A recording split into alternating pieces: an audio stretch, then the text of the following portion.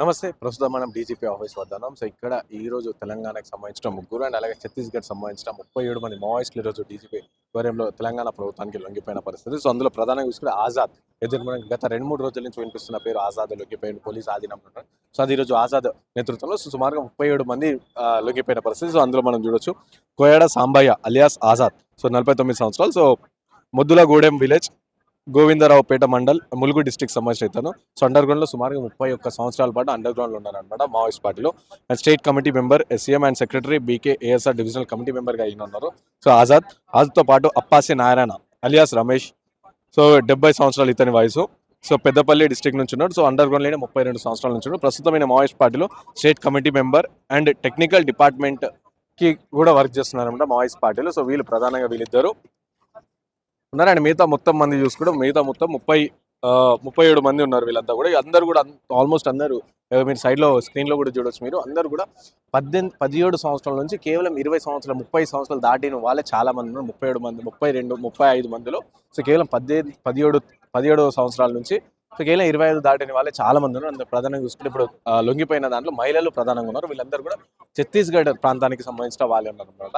So వీళ్ళు చాలా ప్రభుత్వం ఇప్పుడున్న పరిస్థితి అడవిలో ఉండలేము కాబట్టి సో మేము వచ్చినామని చెప్పి చెప్తాను. అండ్ కొంతమంది మావోయిస్టులతో కొంతమంది ఎవరైతే వెళ్ళి అడవిలో వాళ్ళతో స్వయంగా మాట్లాడించే ప్రయత్నం చేసినట్టు వాళ్ళు చాలా సందర్భాలు కొన్ని చెప్పారు ఎట్లా ఈ విధంగా. సో వాళ్ళు ఉన్నప్పుడు రిక్రూట్మెంట్ ఏ విధంగా జరుగుతుంది, సో ఇలా తీసుకెళ్తుండే వాళ్ళని అని చెప్పేసి కూడా వాళ్ళు చెప్తున్న పరిస్థితి. సో ఇప్పుడున్న పరిస్థితుల్లో వాళ్ళు అక్కడ చాలా ఇబ్బంది పడుతుంది. ఇబ్బంది అసలు వాళ్ళు ఎప్పుడు బతుకుతామో లేదో చనిపోతామో అని చెప్పేసి అనే భయంతోనే చాలా వరకు ఉన్నాము అని చెప్పేసి మీరు కాలేజ్ సైడ్ స్క్రీన్ కూడా చూసి మనం కొంతమందితో మాట్లాడుతున్న పరిస్థితి. సో మాట్లాడుతున్న వాళ్ళు పంచుకుంటున్నారు. అండ్ వాళ్ళతో పాటు వాళ్ళు వచ్చి లొంగిపోవడంతో పాటు వాళ్ళు కొన్ని వాళ్ళకి సంబంధించిన పిస్తలు, వాళ్ళకి సంబంధించిన గన్స్ కూడా అవన్నీ కూడా డిపాజిట్ చేశారు. సో సుమారుగా వాళ్ళు 303 రైఫల్స్ కొంతమంది అండ్ SLR రైఫల్స్ అండ్ అలాగే AK-47 ఒకటి. సో ఇవన్నీ కూడా వాళ్ళందరూ కూడా డిపాజిట్ చేశారు. సో ఇందులో మనం చూడొచ్చు అందరూ కూడా 25 సంవత్సరాలు అందరూ కూడా DVC మెంబర్స్ కావచ్చు, లేకపోతే ప్రొటెక్షన్ టీమ్ మెంబర్ కావచ్చు. బండి ప్రకాష్కి ప్రొటెక్షన్ టీమ్ మెంబర్గా ఉన్నారు ఆయన. తకలగూడెం విలేజ్ ఛత్తీస్గఢ్ నుంచి ఇతను ఉన్నాడు.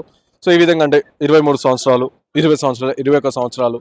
సో ఆల్మోస్ట్ అందరూ కూడా ఈవెన్ సౌత్ బస్తార్కి సంబంధించి వాళ్ళు తెలంగాణ కమిటీ మెంబర్. వీళ్ళందరూ కూడా ఇట్లా బీజాపూర్ డిస్ట్రిక్ట్స్కి సంబంధించిన వాళ్ళు ముగ్గురు.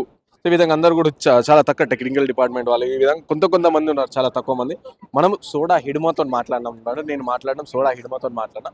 సో అతను మాట్లాడింది మనతో పాటు. సో ఇవే షేర్ చేసుకున్నారు. వాళ్ళు అడవిలో ఉన్నప్పుడు ఏ విధంగా ఉంటుండే, సో చాలా ఇబ్బంది పడుతుండేనంట వాళ్ళు. సో కాబట్టి దానివల్ల వాళ్ళందరూ కూడా లొంగిపోవడం జరిగింది. వీళ్ళందరితో సుమారు ఇక్కడ డీజీపీ ఆఫీస్కి వచ్చి 8 రోజులు పడింది. సో 8 రోజుల పాటు ఇక్కడనే ఉంటూ సో ఈ రోజు వాళ్ళందరూ కూడా అంటే అఫీషియల్గా మనకి డీజీపీ వాళ్ళందరినీ పరిచయం చేస్తూ అండ్ వాళ్ళందరికీ లొంగుబాటు చేస్తారు. వాళ్ళతో పాటు చాలా వరకు మనం చూడొచ్చు ఇక్కడ బుల్లెట్స్ చూస్తున్నారు. సో ఇవన్నీ బుల్లెట్స్తో పాటు ఇవన్నిటితో పాటు వాళ్ళు లొంగిపోయిన పరిస్థితి. సో చూసారు ఇవన్నీ AK-47 రైఫల్కి సంబంధించిన కొన్ని బుల్లెట్స్ అండ్ అలాగే కూడా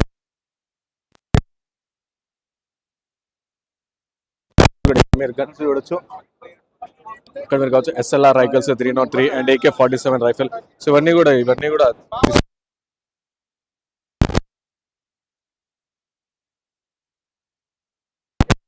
తీసుకొచ్చారు వీళ్ళు. సో ఈ 9 గన్నులతో పాటు అన్నీ కూడా వచ్చేసారు. సో ఇప్పుడు ప్రభుత్వం ఒక్కొక్కరి పైన 20 లక్షల పైన మన తెలంగాణకు సంబంధించి ఆజాద్ ఎవరు వాళ్ళపైన 20 లక్షల పైకి ఇట్లా విధంగా రివార్డు ఉంది. సో అన్ని కూడా వాళ్ళకి ఈరోజు అందరి ప్రజల సమక్షంలో మీడియా పత్రికా విలేకరుల సమక్షంలో వాళ్ళందరూ కూడా ఆ చెక్కులు అనేది ఇచ్చేసి అండ్ వాళ్ళందరూ కూడా తక్షణమే రిలీజ్ చేసేస్తున్నాం.